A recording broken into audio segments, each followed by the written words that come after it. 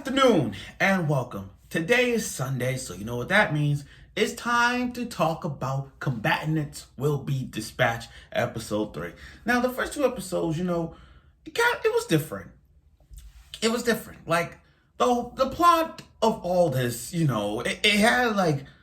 had its meaning in the first episode, where it's like Six and Alice has to go to another world to get, and use the resources and materials they learn from them, in other words, world domination. This evil organization and like the RoboCop Megacorp thing and world domination bent on it. So they sent Six and Alice to investigate this world and try to take it over. Okay, that was the whole plot of it now. But then when you look back on this, I realized something. I don't think there's going to be any like big plot device going on here. I mean, let's think about it. Remember, this is the same person that made Konosuba. And the whole premise of Konosuba plot was, guy gets sent to another world after mistakenly killed himself and peed a little bit and everybody was laughing at him, and then Aqua sent him to another world. So it's kind of like, what's the storyline behind that? I mean, what's the main point of him? What's the main plot of Konosuba? But that's the whole thing about it. It just causes him going on an adventure with his parties, and they're doing these various missions. Okay. And then you look at Combatants Will Be Dispatched, same basic principles of that one. The only difference is it's kind of funny if you put it that way. Now, episode 3 gave us a lot of funniness, especially the fan service event. I love Six. Somebody got to give this guy like the benefit of the doubt for best male character of the year. He got to be up there as a nominee candidate because Six is doing things so funny that even Kazuma could do too. It's like if Six and Kazuma were to meet, I can see Six and Kazuma meeting up, and I can see the epic adventures that they're gonna have with their harems. They're gonna debate about, I got a flat chested girl Megami. Oh, I got a flat chested girl named Rose, and they both does explosion. I got a big breasted girl with a sword. Her name is Darkness. I got a big breasted girl named Snow, and she's a soul woman. I can see the epic crossover that these two are gonna have, and Six is doing it. And Alice, oh my God, I love Alice. Not as waifu material, but as the funniest character as well. Like, if I had to look at, after 3 episodes of watching Combatants Will Be Dispatched, I can honestly say Alice and Six are the funniest. Like, in order is Six and then Alice. That's my order. And then third will probably be Snow. But still, it's so funny to watch them go at it. But episode 3 was about a tower that they had to conquer, and against these 2 other demon lords on top of the tower. So they had to do security mission to that one. But other than that, it was about the fan service event that Six wanted. That's basically what we got. So without further ado, here's my review of Combatants Will Be Dispatched episode 3. Let's talk about it. So the knights and the Santa Claus King and his daughter was having a meeting. And then Six comes in, all praise about, my squad did this. And it was, he came out with a swag, and like, yeah, my squad did this. I love how, I don't know why every character does this, like, huh? It's so funny because they all arrogant showing off people. That's what I like about Six. He does that. Now, can we talk about Six for a bit? Six is desperate for a fan service event. He is literally what a fan service event. He's like, I've been waiting for hours. I've been waiting for those moments where he studies anime. I think he watches anime or read manga because this guy is a straight up funny guy ever on that one. But, before I get to that, let me go back to Rose for a bit. Oh, sorry about that. Let me go back to Rose. Rose is funny. Rose, I don't know. I know Rose is supposed to be the Megumi of the group, and I get that. But Rose is just making it too laughable for me. Like, they got her tied up because she want to eat a grasshopper. She's like, no, I can't eat bugs. She's all freaking out. And then Alice got the silicone gel to make your breast big. I'm like, oh my God. Now, here's the thing. We got something about Rose's backstory as to why she's here.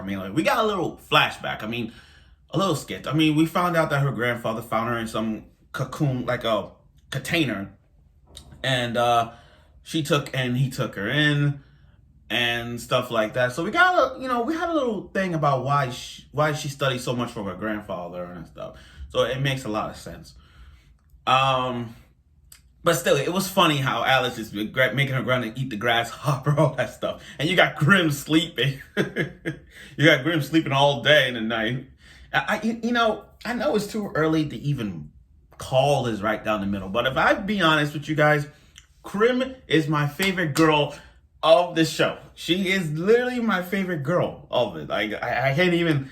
Waifu, yes. I'm sorry. As waifu material, yes. I love Grim. I like her. I really do. Okay.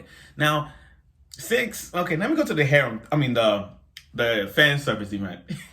Like I said, 6 is studying so much. And he watched so much anime with fan service involved and read a lot of mangas with it. But he want the fan service. He want the actual fan service where he's like, oh, I bump into a girl and I grow up her breast. I bump into a girl and I see her skirt. I see her panties, all that stuff. I wanted that. But I've been wanting to do that. I have a harem, but I don't have the boob touching moment I want to have. In other words, he wants the average harem ecchi anime where, boy falls in front of a girl and touch her boobs. That's that. Okay, that's how that works. He wants the actual fan service 101. I call it the harem ecchi fan. I call it the ecchi. Well, no, I call it the fans. Yeah, that is true. I call it fan service 101. Boy falls on top of the girl, and and boobs or panties in front of him. Kind of like how Sekirei is. It's like, well, no, I ain't having that. I will say like in Shiromano Testament did that.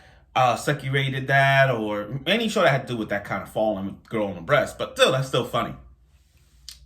And then Alice. Oh my God, Alice is fucking funny. I love Alice. Alice just like grabbed Agent 6's hand. He's like,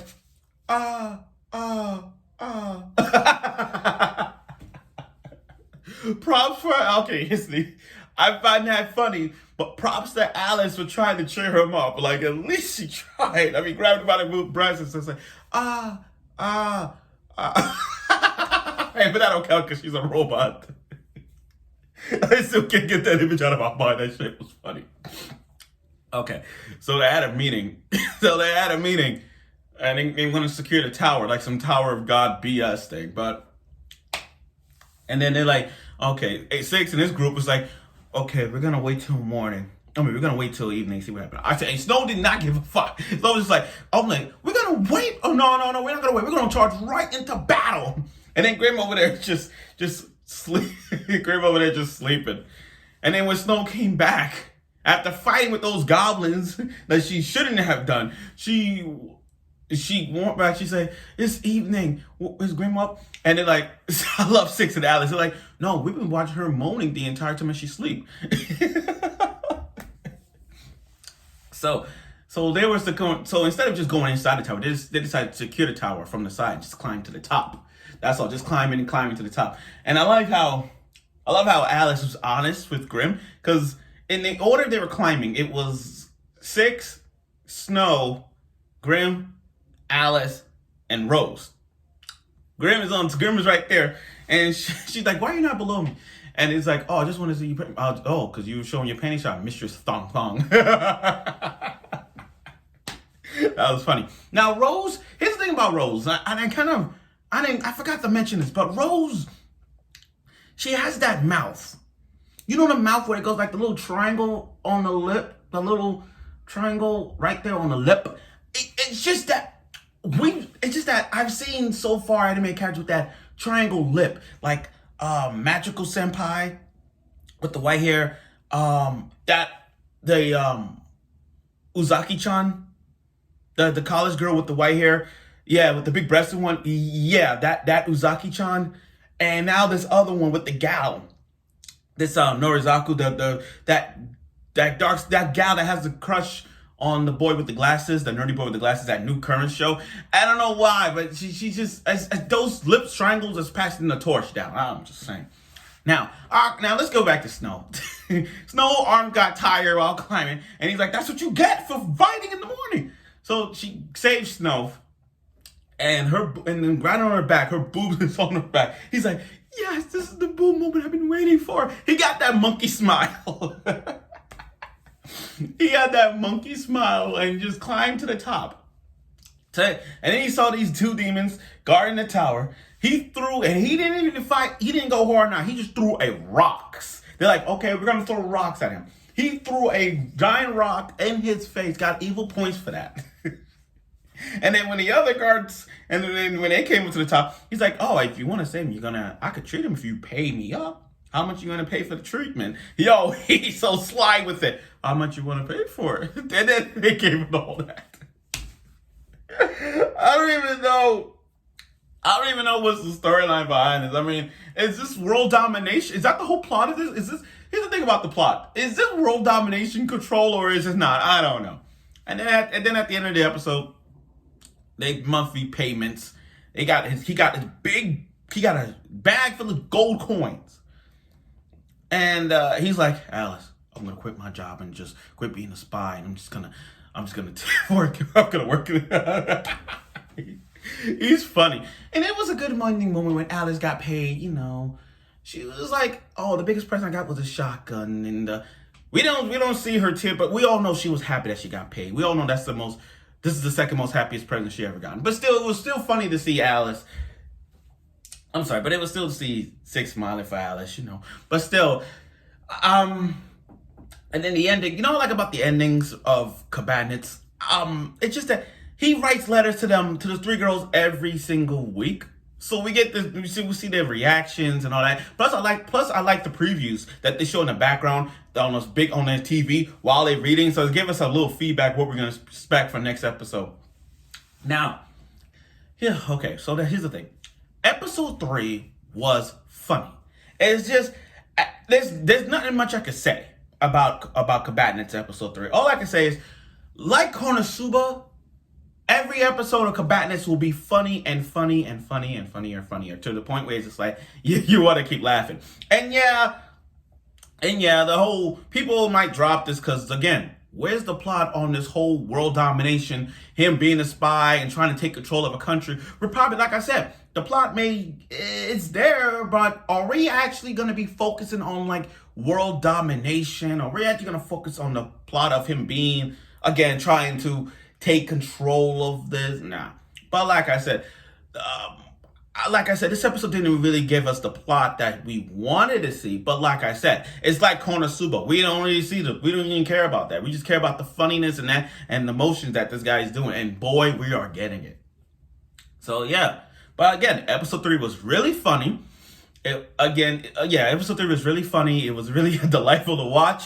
And like I said, as we continue watching Combatants, Six and Alice are going to be the funniest duo that we're going to have this year. In fact, I find Combatants still the funniest show this year. I mean, like, yeah, with summer and fall coming around the corner, it's safe to say that Combatants is the funniest show. And I really hope they do a crossover with Konosuba and Combatants. I really hope they do that.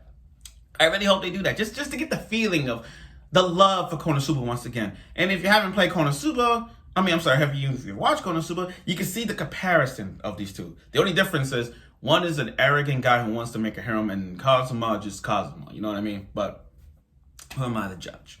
So thank you for watching my review of episode 3. In episode 3, I give it a 9 out of 10. I wish they would have gave us more funny moments. But I think this episode, the funniest moment was the whole breast thing with Alice. She's like, I think that is the most funniest moment I've seen in this episode. So that's all. So thank you for watching my review of episode 3. I look forward for next week's episode when he take down the dark skinned demon lord elf. So let's see how that works. Thank you for watching.